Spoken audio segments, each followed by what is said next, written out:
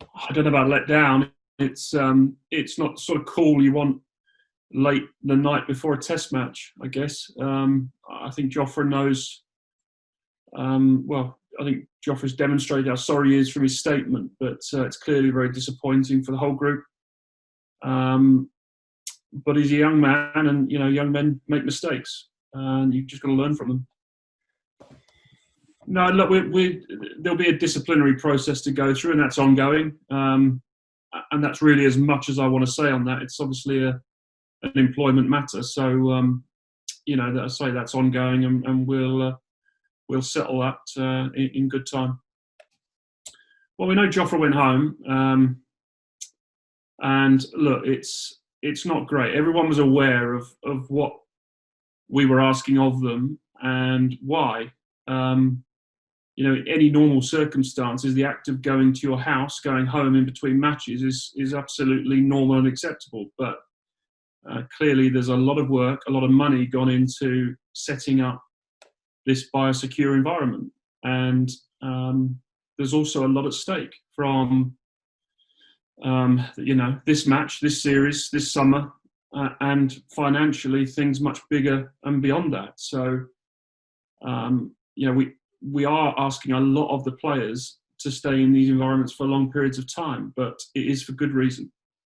And of course, this series, with the help of the government and certainly the help of our opposition as well, in this case the West Indies, this series was set up under these circumstances, in these conditions, with these protocols, and we have to abide by them.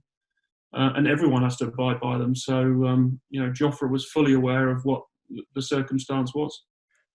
Yeah, look, I get that question, but the advice we took originally was it was probably safer to keep the players away from each other in the case, if there were an infection and you've got everyone on one bus, then you've got a real problem. Of course, originally when the players got together, they would have been in individual cars for that same reason. So they're tested on arrival, and until we know everyone's clear, then the group doesn't really come together. Beyond that, look, we trust these men, whether they're young or not, to make the right decisions. If you know, again, what the protocols say and what's expected of you,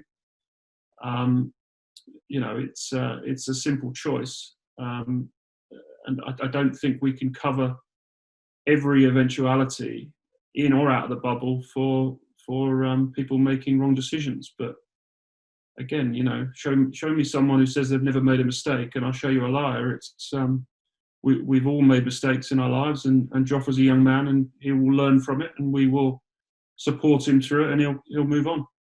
The individual is tested negative, so that's a really, whether they're male or female, that's a really good story for us. Well, that's not as good a story for us. It could have. I'm not making light of this in any way, but this could have been disaster.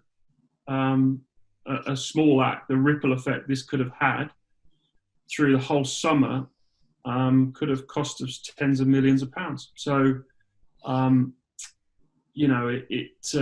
we can look back on it, and Jofra, as I said, can learn from it.